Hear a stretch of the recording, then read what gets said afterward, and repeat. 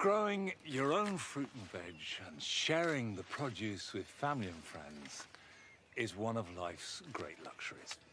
And over the last 100 years, this has increased greatly. People doing more and more of it themselves in their own back gardens and allotments.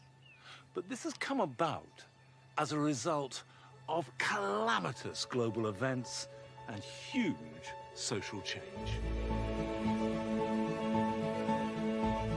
On my journey through 400 years of garden history, I've discovered the hidden messages that revealed a forbidden 17th century faith. I've seen how the desire to create an Arcadian dream gave rise to the great landscape gardens of the 18th century.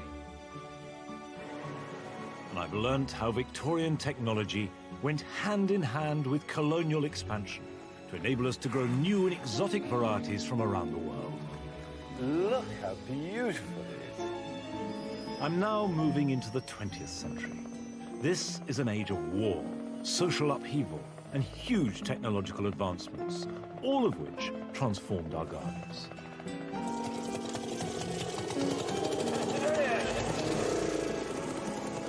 And I'll be discovering who were the most influential figures in 20th century gardening. This is a photograph of one of my heroes. He's one of the greatest garden designers this country has ever produced. And I'll be seeing how technology has enabled modern nurseries to mass-produce plants by the million. That colour is slowly beginning to emerge. Yeah. We can just see it appearing here, and then it's starting to look like a field of flowers. I believe that gardens are every bit as important as the buildings that we live and work in. And if we can unearth their secrets and listen to their stories,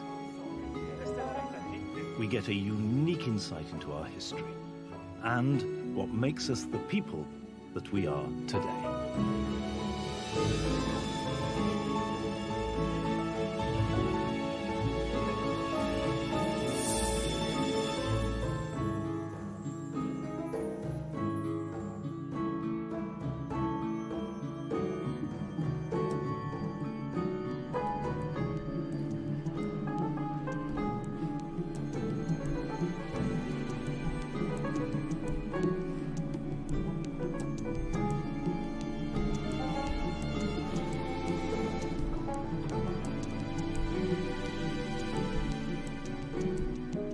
Here in the middle of London, set 6 stories up above the River Thames, with St Paul's on one side and Tower Bridge on the other, and the great corporate temples soaring around us, is a garden.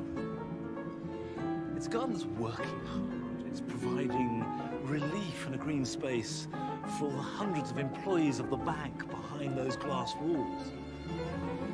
It's for corporate entertainment. Practical, cheap, pleasant. It's a brand. You can see it from all around. As the city grows up and up, the gardens have to rise up with them. As you look around, there are other little pockets of garden showing off what good souls and how cultured these corporate dragons are. And there's a very human side to it. They're growing vegetables, which go into the canteen to feed the workers. Now, it's doing this as part of a world that couldn't have been imagined by the garden makers 100 years earlier, at the beginning of the 20th century. In 1900, Britain was emerging from the industrial age. Huge numbers of the population had steadily moved away from the countryside to find work in increasingly overcrowded and polluted cities, all connected by a railway network that can now transport people faster than anyone could have thought possible 100 years earlier. But with this urbanization came a growing nostalgia for a vanishing rural way of life and a desire to return to nature. And this reaction against the wholesale industrialization of the Victorian era was reflected in a new style of garden, created right at the start of the 20th century here at Hestecoombe in Somerset. This is classical Victorian bedding. Plants raised in hothouses because they could. They had the stars. They had the heating. And from here, all you can see is the view. Then if you go to the balustrade and look over,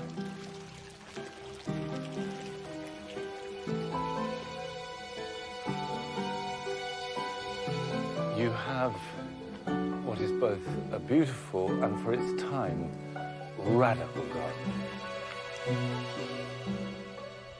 Although to the modern eye this might seem fairly formal in its symmetry and planting, in its day it would have looked startlingly natural compared to the contemporary Victorian gardens where nature was controlled with an iron hand.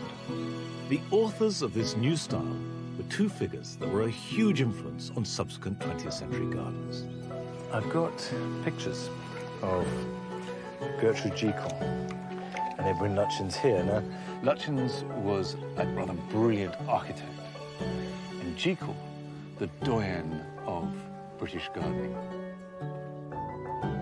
And together, they were greater than the sum of their parts. They made gardens which dramatically changed the way that we garden. Both Jekyll and Lutyens were heavily influenced by the arts and craft movement, which reacted to the mechanization of industry by advocating an aesthetic based on traditional craftsmanship and materials. So at Hestercombe, we see Lutyens making a garden based upon stone quarried from the estate and hand-finished by local masons.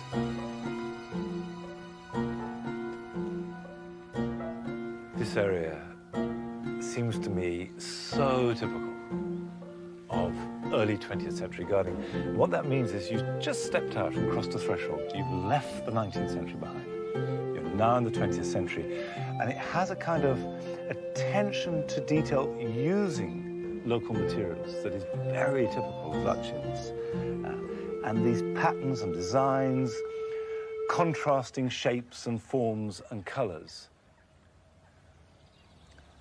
sets up the space. It's circular. You've got away from the four-square solidity of the house. And this is a kind of antechamber. Okay, we've left one century. We're about to enter the next. Cleanse yourself. Prepare for what's to come. A few steps, and then bang! You get a really dramatic new view. You can't see this at all from the top terrace. And it sums up everything about this new age of gardening.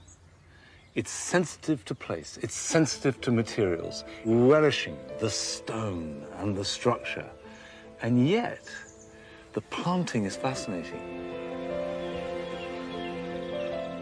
Gertrude Jekyll was a painter before failing eyesight made her turn to garden design. And she uses Lutyens' framework as an artist would a canvas, painting a blanket of colour and texture on top, as if nature has been allowed free rein. Jekyll loved colour, but she loved it by restricting her palette. So on this very hot south-facing side and wall, you've got Santolina, you've got the lavenders, you've got salvias coming through there, the stachys, these silvery blues, glaucous colours that create the clumps and the shapes. And actually you feel that, and you've got the oil. Oh, that smells fantastic. The oiliness and the resinous. She understood all that and was able to incorporate it. And there behind Lutyens' wall with its planting pockets, deliberately put in from day one. And he gave her every opportunity to just flow, just go with the colour. And that gives their gardens a kind of easy, comfortable assurance that is just miles away from the tightly controlled, almost masterful intentions of the 19th century garden.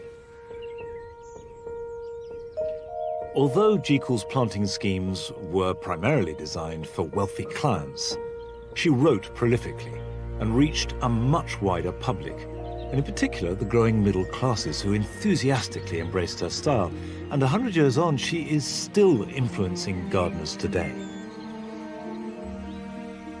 Jekyll's original planting plans give us a fascinating insight into the mind at work behind Hestercombe and serve as an invaluable source for the head gardener, Claire Reed.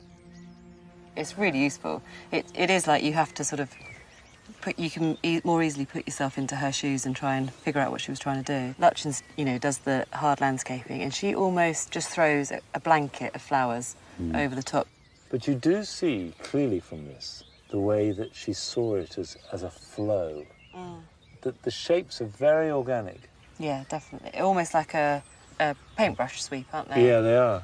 They are. They create almost a collage. And actually, we don't think she ever came here. She probably designed this remotely, in which case she may well have just been given this drawing and sort of filled it in. Yes. It was very hard to design like that without seeing something. She never came here to do it. She never came here and saw it. No. That there is the only thing she ever had. Yeah, that's right. As Interesting, far as we isn't it? know, yeah. And here we are, 110 years later, sitting in the garden that you're so carefully preserving. Yes. To her plan. I don't suppose that when Jekyll was doing this, were any concessions to ease of management, were there? Absolutely not. No, labour would have been cheap. They could have had what they wanted, I guess. And how many gardeners would there have been when she did this? Well, here's a photograph. This is 1912, and this is the gardens team then. 17 gardeners. All men as well. Yeah. All holding the tools of their trade. No, the head gardener there. He doesn't look like he gets his hands very dirty, No, does he doesn't. I think he points. And of course, if that's taken in 1912, I wonder how many of the younger ones were still alive 5 years later or so. It's a frightening thought, isn't it? The outbreak of the First World War in 1914 was to have a devastating impact on the grand estates of Edwardian Britain. Many skilled gardeners were killed, and those that did make it home no longer wanted to work in service. The old order of British society had been irreparably shattered. Some of our finest gardens were left to become overgrown and forgotten, and those that did survive now began to embrace new labour-saving technology. I'm heading off to visit somebody who I know is mad about garden machinery and collects it avidly. And the reason I'm going to see him is to see if the mechanisation that came with the war had any kind of beneficial dividend in peacetime and impacted into the way that we go.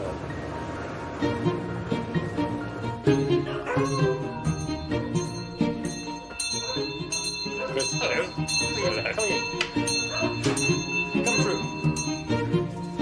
I'm told that Christopher Proudfoot has one of the largest collections of lawnmowers in the country. How many have you got? I don't know. I stopped counting at 300. That was a long time ago. To get a feel for the way that garden machinery changed after the war, Christopher first shows me a pre-war mower dating from 1910. The A&N Auxiliary 20-inch. Yes. Chain lawnmower. Can we use it? Of course we can use it. Okay, where are we going? Down there? Down there, yep. Right, I tell you what. If we're going to mow, Yes. I'm going to take my jacket off. That sounds like a very good idea.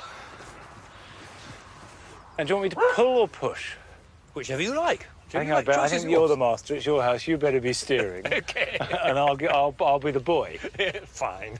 So off we go. Yeah, just keep it taut and you'll be fine. That's Okay. it. Like its horse-drawn predecessor in the 19th century, this mower is still a two-man job. You'd have either a man in front or a lad in front or a donkey or a pony or whatever you happen to have available. Right, okay. It's very heavy and it needs a bit of extra assistance. I'll be lad, donkey and Right. pony combined.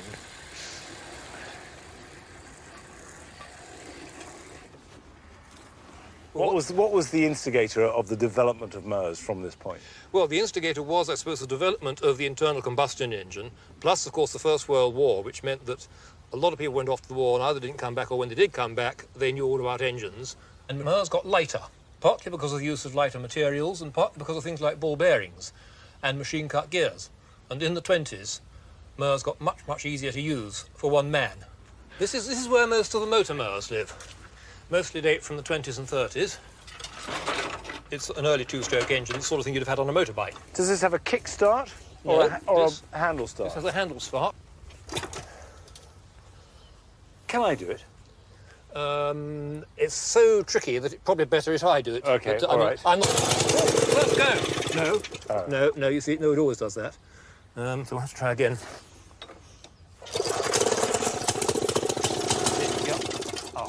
Yeah, that's what you need to do. You manage that. Okay. I'll manage this, because that takes skill, and this just takes a little bit of coordination. You're doing it the wrong way. Oh, that will explain something. No, you aren't. No, that's right, that's okay. right. Sorry, yeah. In theory, at least, this is a machine operated by just one person. We'll get there. It is more difficult than it looks. Yes. But you're indulging me, because I...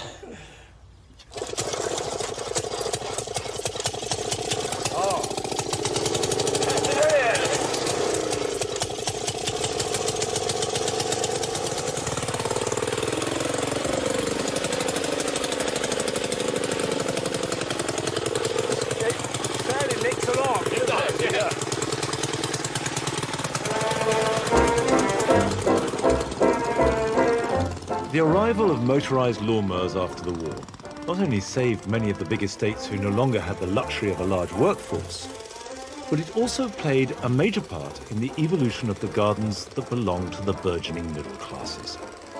For the first time, tightly mown, immaculate lawns were a relatively cheap and easy option, and so they soon became a staple feature of every suburban garden.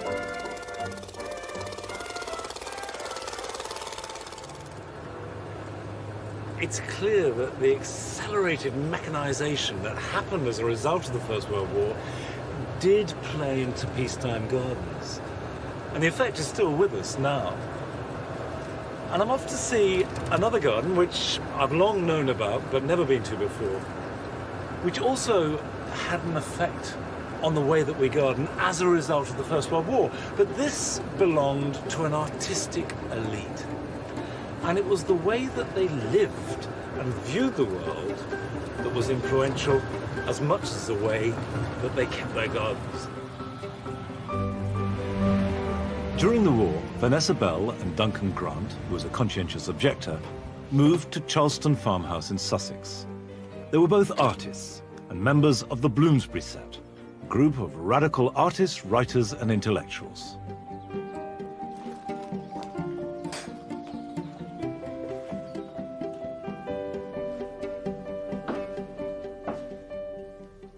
This is extraordinary because just this room is a distillation of everything I know about the Bloomsbury Group. I've been brought up with them as a really important part of the culture of the 20th century.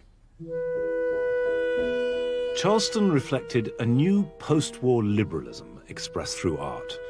It was the antithesis of the restrictions of their Victorian parents and the world that they were breaking free from. Here are pictures of them. There's Vanessa Bell herself, who was married to Clive Bell, and she lived here with her lover, here, Duncan Grant, who's pictured with his lover, the economist Maynard Keynes. You can see already that it was a complicated household. It's easy now to forget just how influential the Bloomsbury Group was in redefining art, philosophy, and even morality in the early 20th century. This is the studio that Vanessa Bell and Duncan Grant built. And like the rest of the house, the art spills off and covers every surface and is reflected in every utensil in the room. And of course, it didn't just spread from the canvas onto the carpets and the cushions and the fireplaces. It spread outside into the garden.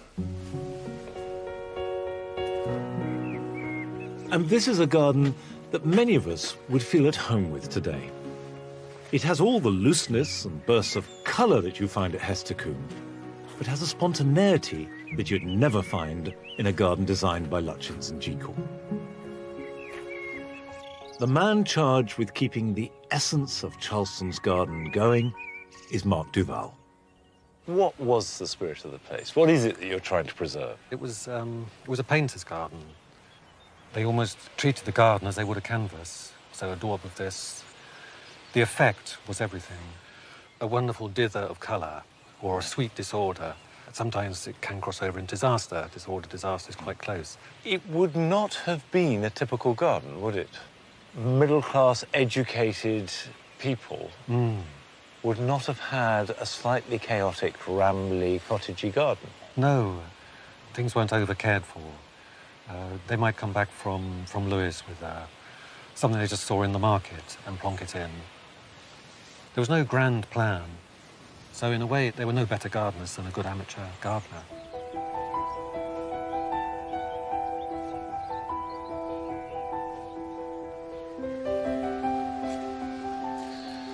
What this garden represents, with its dither of plants and its slight sense of anarchy, is freedom. Freedom from the repression of the working world and morality and discipline. Freedom to get up in the morning and just be creative. And it was through this outpouring of artistic expression in the 20s and 30s that some of our greatest 20th century gardens were conceived. In amongst the complicated tangle of Bloomsbury love lives, Vanessa Bell's sister, Virginia Woolf, was the lover of Vita Sackville-West, who in the 1930s began to make Sissinghurst, which is still one of the most famous gardens in the world and a mecca for any serious gardener. The poet and author Vita Sackville-West made Sissinghurst with her husband Harold Nicholson. And between them, he largely designing the layout and she being responsible for most of the planting, they helped to start a fashion, which is still going strong, for the notion of a garden as a series of enclosed spaces or rooms, each with their own colours and themes. It took the very best of 17th century formal garden design and added to it the informal abundance and love of plants that was evolving in the 20th century. However, gardens like Sissinghurst were still the domain of the privileged few, who could afford to indulge their creativity by making their own private horticultural paradise. But that freedom was short-lived. I am speaking to you from the Cabinet Room at 10 Downing Street. This morning, the British ambassador in Berlin handed the German government a final note stating that unless we heard from them by 11 o'clock, that they were prepared at once to withdraw their troops from Poland, a state of war would exist between us. I have to tell you now that no such undertaking has been received, and that consequently this country is at war with Germany. As the Second World War began in September 1939, pleasure gardening was again put on hold for the second time in 25 years. Nevertheless, gardening and our gardens became a key part of the war effort. So I've arranged to come to Cambridge University Library to meet up with Chris Going, who's going to show me how the government set about allocating land for food production. These are the land use maps that Professor Stamp put together in the 1930s, a series of categories of land use. It was the first detailed land survey since the Doomsday Book, and had been done so that the government could know what land could be requisitioned for producing food. This is the dense urban landscape, right. the red. The purple is housing with gardens or open space associated with it, which was sufficiently big to allow vegetables to be grown. So you're looking effectively at the suburbs in purple and the inner city in red. So the purple, those gardens had to grow food. So that was I would fine. have said they had to grow food. Yeah, but presumably the red was in trouble. There's virtually nothing you could do in those areas other than put public open spaces like Regent's Park, like Hyde Park, to grow food. At the end of the war, there was an urgent need to rebuild the cities that had been devastated by the Blitz. But there wasn't time to send out teams of cartographers to carefully map them. So they took a shortcut and used aerial photography. The earliest ones are taken in June, July 1945, so right at the end of the war. And these show the public spaces which were actually being used for the growing of food. And looking here, there's the Albert Memorial, the Albert Hall, and an incredible stream, a line of allotments. Absolutely. Running through Kensington Gardens into Hyde Park. Yeah.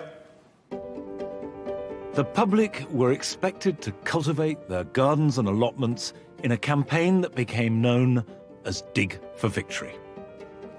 So London, the big urban centre, has reacted to the Blitz and U-boat stockades by creating temporary allotments, by digging up gardens, by growing whatever they could in cities. Absolutely.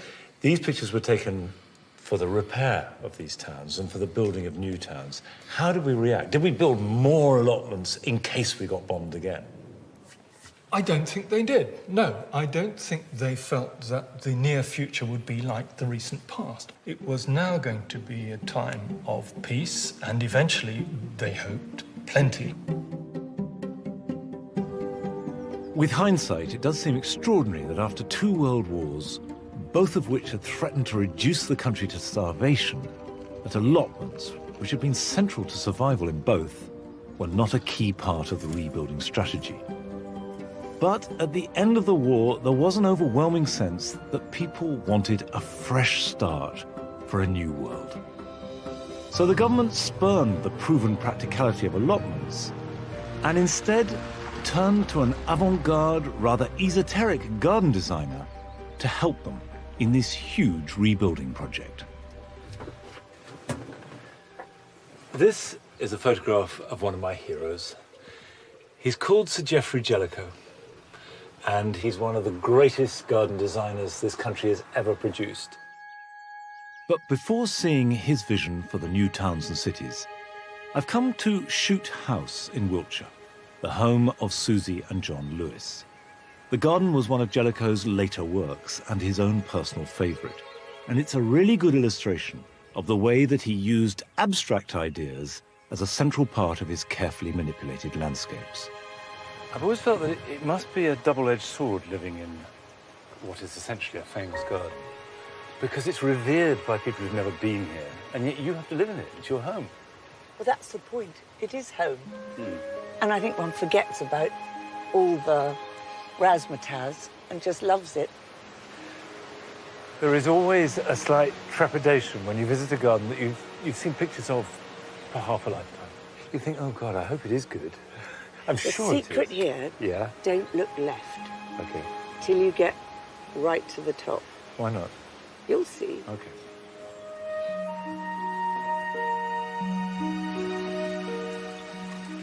Okay, I'm not looking left, I'm not looking left, I'm not looking left. Now. I am looking left.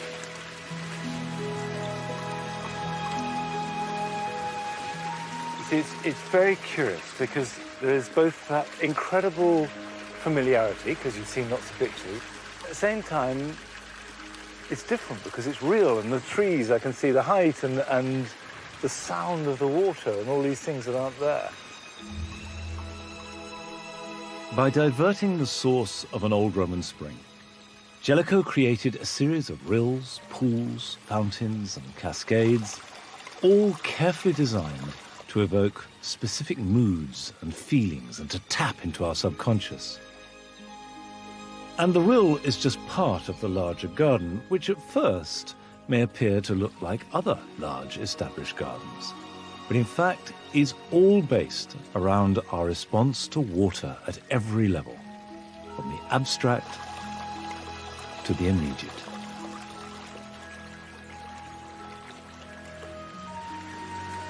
One of the things that fascinates me about Jellicoe's work is this way that he taps into the subconscious.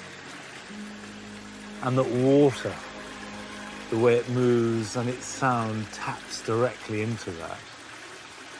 Do you feel that in the garden? Oh, definitely. There is serious magic here. The copper is bent differently at each level, and it's supposed to sound like music. Right. And this is combining the magic of water and the magic of shape and nature and life.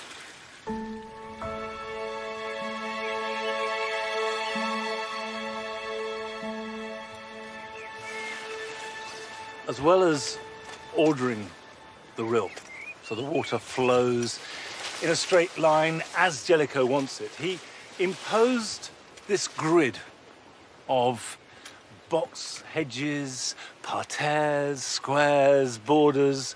There are 1,000 gardens with exactly this kind of idea. But they don't function as other gardens do. They're not rooms. You can see over the walls, the hedges are too low. They're not borders, because each one is like a little garden. And yet they're clearly integrated. And in fact, what Jellicoe seems to be doing is imposing a kind of order just sufficient to allow the subconscious, or disorder if you like, to have free rein.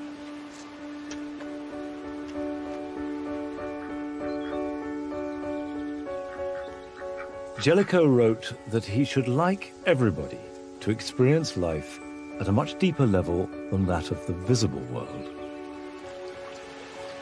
What fascinated him was the way that art could be created out of the combination of conscious, practical application and the subconscious. And you can't control the subconscious. It wells up and you make of it what you will. And it's very important and relevant that this garden is based around the spring that is here, that has been coming up out the ground since time immemorial, which has brought people here since the Romans. And he shapes it, and he channels it. And there are references here to history.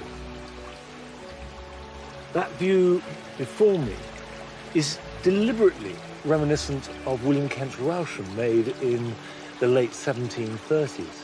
Jellicoe knew his garden history, he knew his art, he knew his music. He's collated it all together here at Chute House. And that's in rhythm with music, with poetry, with painting that's been produced throughout the 20th century. And gardens traditionally haven't done this. This is absolutely a modern idea. And the result is something absolutely unique.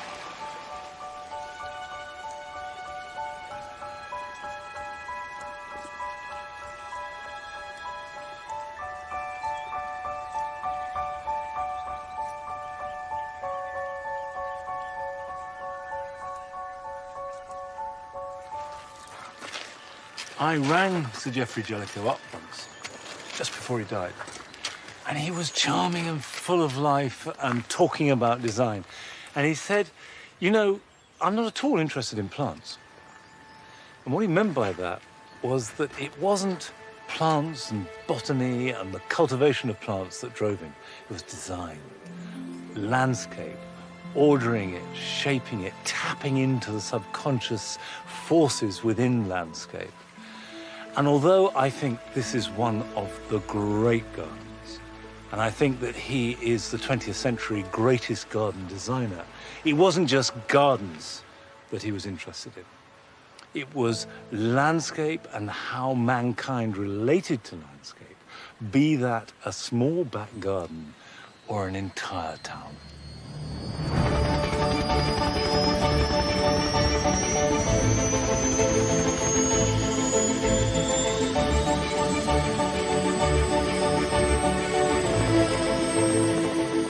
Jellicoe's opportunity to create a new urban landscape came in the 1950s.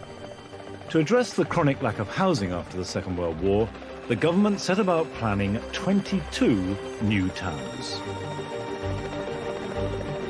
Geoffrey Jellicoe had been involved in rebuilding war damage and was offered the chance to design an entire new town, and he chose Hemel Hempstead and worked on it for a year. In fact, he was paid the princely sum of £1,000 for it.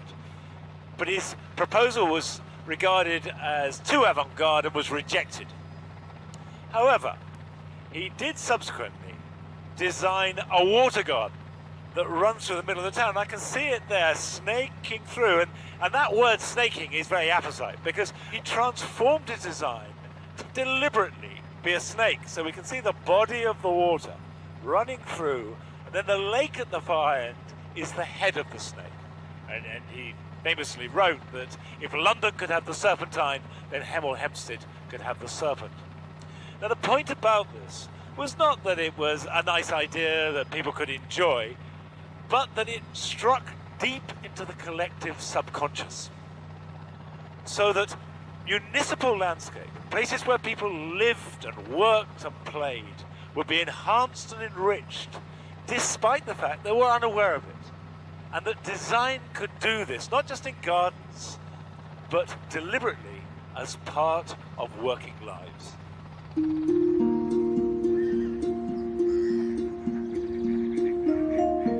To give the illusion of space at the heart of the busy new town, Jellicoe makes the water seem more extensive by varying the width of the channel and creating vanishing points. And like Chute House, the weirs are carefully designed to make different sounds. The path along the bank deliberately meanders to slow people down, to create the time to enjoy the garden. I'm meeting up with Dominic Cole, the landscape architect who's been given the job of renovating this really significant piece of 20th century design.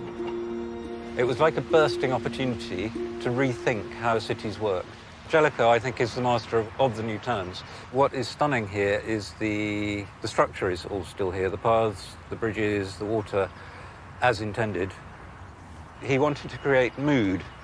So here was very much about just, you might have been to do your weekly shop or whatever, but on your way back to the car park, you could just stop here for a minute and read the paper or whatever. So it really was about a breathing space between busy, bustling high street and getting back into your car and carrying on with your everyday life. Jellicoe used both his knowledge of subconscious and deliberately included it. Do you think it just stops here and is something that works on a level of art, or has it genuinely spread through? Does it work in the way that he wanted it to work? The philosophy, blah, blah, blah, doesn't sit at all comfortably with our everyday understanding of the garden. But if Jellicoe was here describing it to you, you would be completely captivated. Now, I accept that most people would probably roll their eyes at the idea of a municipal garden designed to raid the collective subconscious. But this kind of approach was really central to modernist thinking in the decades following the war. It was a brave new world, the age that gave rise to the welfare state and utopian ideals.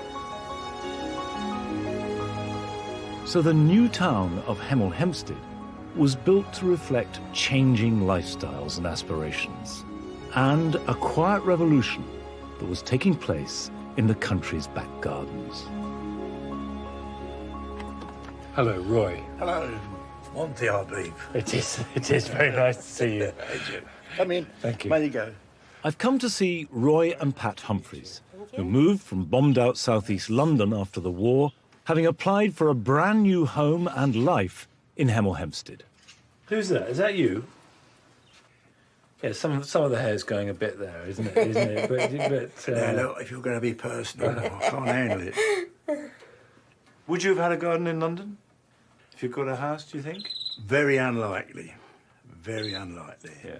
My mother, she had a small front garden and a city back garden. And Half of that was taken up with an air raid shelter. yeah, but yeah, oh yeah.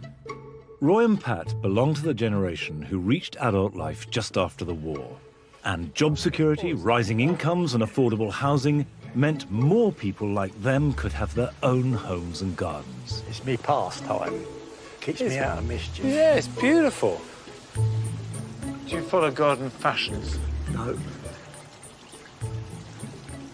I have moments. I've had chrysanthemum moments. I've had dahlia moments. And I enjoy it all. Some have been a success. And some have been, we won't mention. And why do you garden? I enjoy it and it's good for me. And I like to see the result. And my good lady, you know, she thoroughly enjoys it. At the beginning of the 20th century, less than half of us had a garden. Today, that figure has risen to something more like 90%, and gardening is the nation's most popular pastime. And this dramatic shift is perhaps the single most important development in the history of our gardens. Now, rising incomes and more leisure time played an important part in this development. But there were also key individuals who created the fashions and trends that made domestic gardening accessible to all.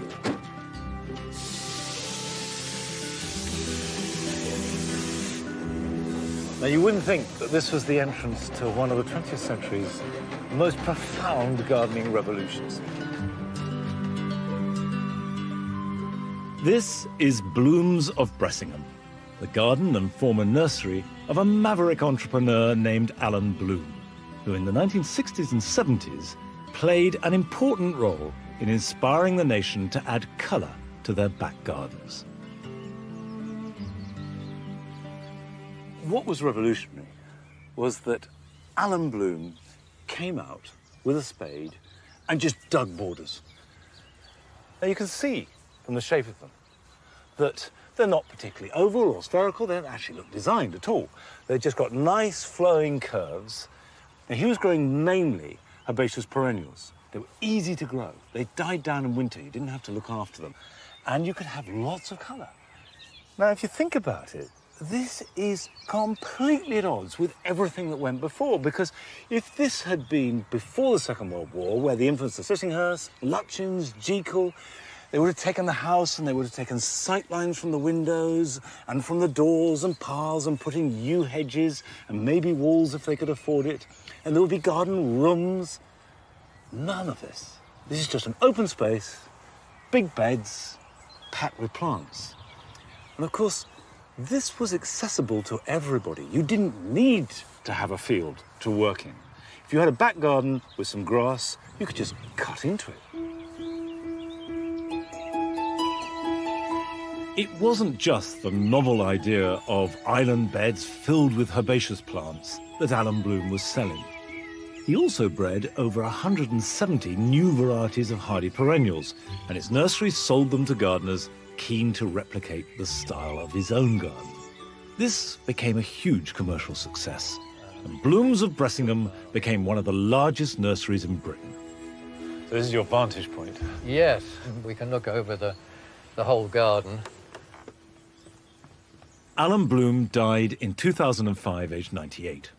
His son Adrian took on the family business, having built his own garden, Foggy Bottom, just round the corner. This was my father's wholesale catalogue, that we still had a pony in those days which would manage not to tread on plants. This was open ground perennials. It was big nursery. So 3 and 6, 3 and 6, 4 shillings, 7 and 6, about 35p for good plants. I shouldn't really let you look at wholesale prices, should I? No, well, never mind. This is history. This is history. It is history. What do you think was driving the changes in the way that people garden, not just here, but right across the country in the 60s and 70s? Well, I think it was certainly the social changes and the sort of freedom that was coming with people having cars and being able to travel a bit, and the garden centres, you know, gradually all of those things gelled together. Oh, I remember early 70s, this thing of being able to go out, say I'd like to buy a plant, and within an hour, have it back in the garden. And don't forget, you know, actually, right from the beginning, the garden centres could open on a Sunday and do trade on a Sunday when it was closed to all other shoppings. Garden centres and universal car ownership suddenly made everything accessible at the same moment that another new feature of modern life, television, began to exert a huge influence. That's Percy Thrower. Look at the equipment. 30 people, I think they had with that crew. And cables, of course, everywhere. Fascinating. This is a little bit later. This is at Foggy Bottom, and that's Peter Seabrook. Regular television and radio programs informed and inspired ever more people to get out and garden. And even the allotment, the saviour of 2 world wars, became a leisure pursuit. And so, by the end of a century marked by huge social changes, we had truly become a nation of gardeners, with the horticultural industry now worth £9 billion to the economy. And plants that were once coveted by our ancestors as exotic treasures are now grown by the hundreds of thousands using computerized technologies. I've come to Double H Nursery in Havant, Hampshire, which specializes in growing plants destined for the major supermarkets.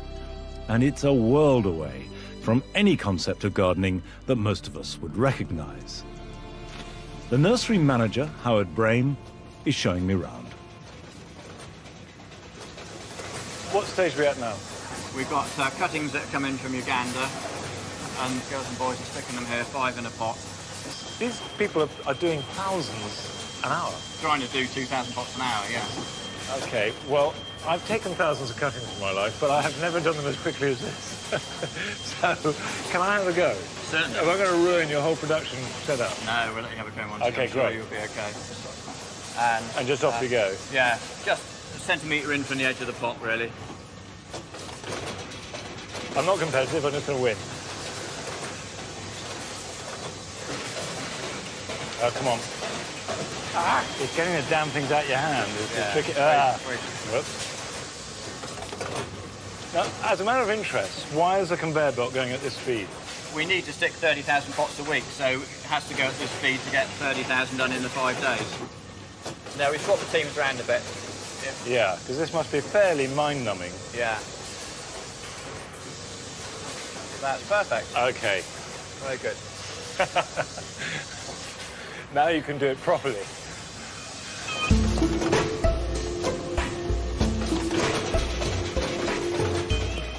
Thousands of uniform chrysanthemums are produced here each day by using the latest computer and robot technology and creating an artificial ecosystem. It's a vivid illustration of how commercialized plant production has become.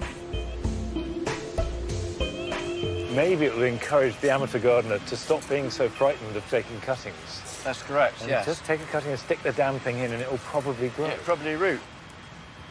What are these guys doing? So these guys are pinching. 30,000 plants. Times 5.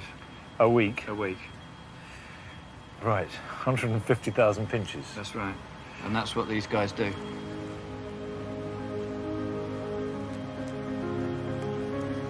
The colour is slowly beginning to emerge. Yeah, as they get older now, yeah. Yeah, we can just see it appearing here, and then it's starting to look like a field of flowers.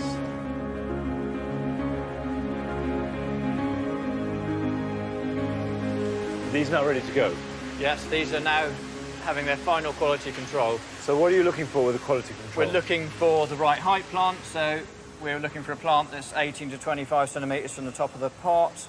And we're That's looking, 18, yeah, we're looking for any bad leaves to come off. We're looking for any pests, diseases, and the number of flowers that the customer requires. What is the number of flowers a customer requires? Typically, they're wanting now an instant effect, a plant that gives instant effect. So we're looking for about 8 open flowers at least. Although you and I know, as gardeners, they're past the best. that what we should really be buying is one with no open flowers at all. Perhaps one, so you can see the colour. That's correct, yes. And then when you get it, you should pinch it off. Yeah, yeah. OK, what do you do with a plant that is 17.5 centimetres or 26 centimetres? That would then go to, that would be graded out and have to go to a lower grade customer. Right, so anything outside those parameters is regarded as second class. That's second correct, grade. yeah. So that's now the finished article. How much will that sell for? That will sell for £2.50 to £2.99. And how much of that is profit? About 3p. Really? Only 3p, yes. That's a tiny margin, isn't it? It is, which is why we have to produce the numbers we do, the 30,000 a week, to make it economic.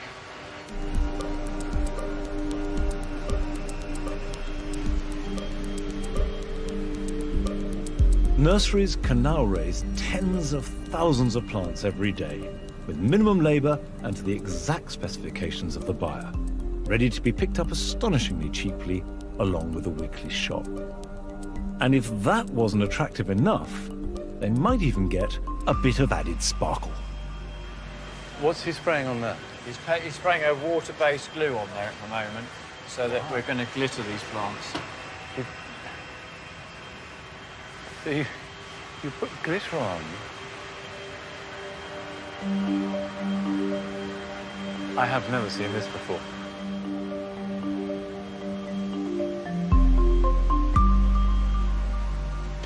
Now, you could say that 400 years of plant breeding and collection of the skills of nurserymen handed down from generation to generation, of the technological developments in greenhouses and heating and lighting and plant protection come to this.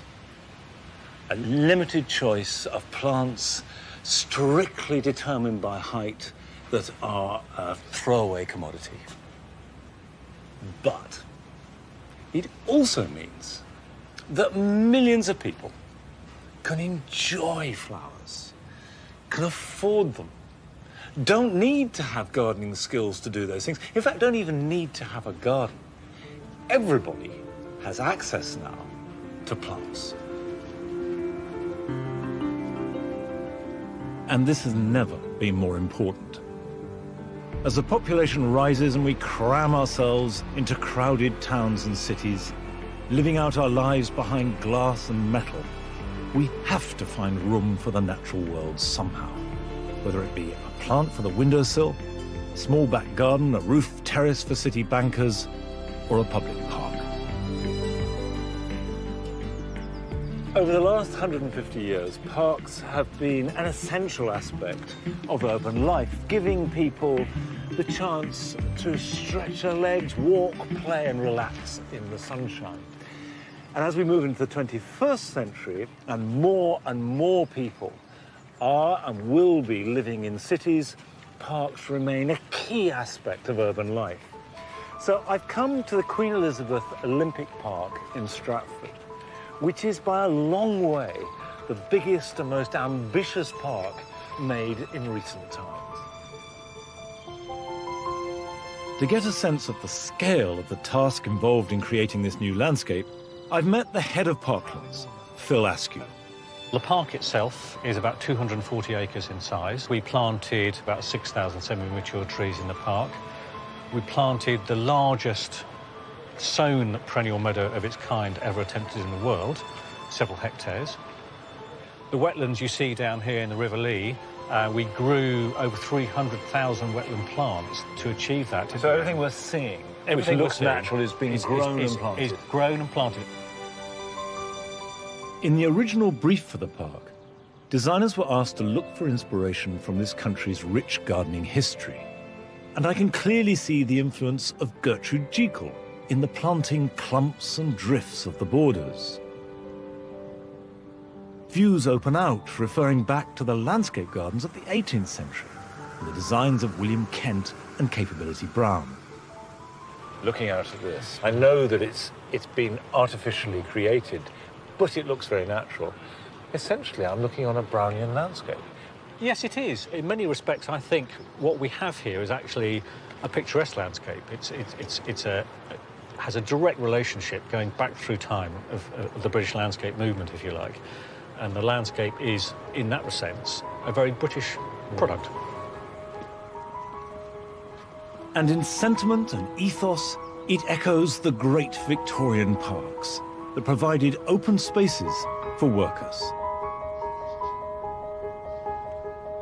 The Victorian Park was a place where people could go and walk and relax in surroundings that they couldn't get at home. And that role has pretty much spread through, hasn't it, to the 20th century? Yes. Are we doing exactly the same thing here, but just with different planting? I think to an extent we are, and there's no doubt that fantastic, good quality green space in cities is really important for people's health and well-being. But I think what we're doing here is also thinking about, well, what's happening in the next decade, the next 20, 30, 100 years? How does the urban landscape need to respond to what is a changing climate, undoubtedly, what is much more intense rainfall events? How do we bring...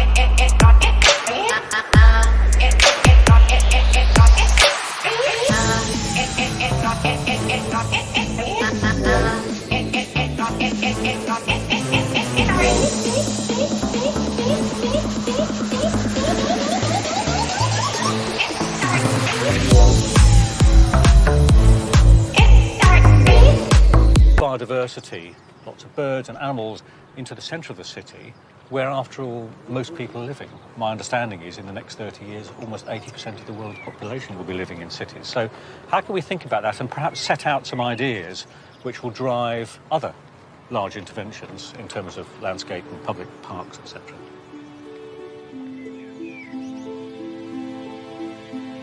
The Queen Elizabeth Olympic Park doesn't just look back to our gardening past for inspiration. The designers were also required to respond to the very particular environmental challenges that we face today. And thus, it seems a fitting place to end my journey through the last 400 years of our garden history.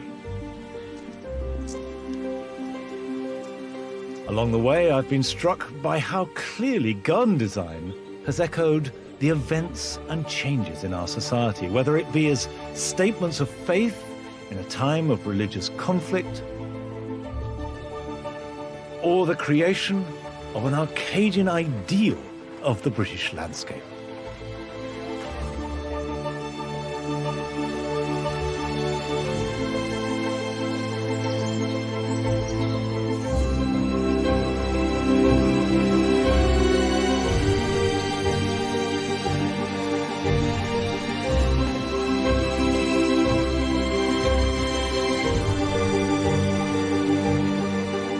Technology has been a key factor in the evolution of our gardens. From the invention of plate glass to protect exotics, to the development of the mower that enabled us to maintain urban parks and tend our lawns. And as I visited many of this country's historic gardens, it was always brought home to me that gardens are made by people. And they always reflect private whims and private passions.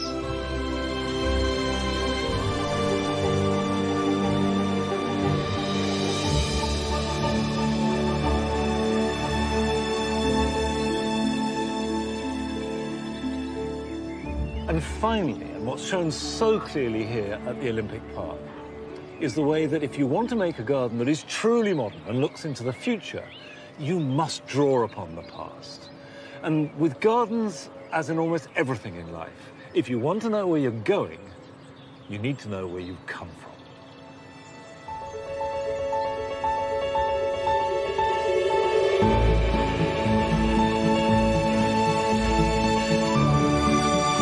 Coming up, the rapper Professor Professor Green shines a light on male suicide through the story of his estranged father. Suicide and Me, next.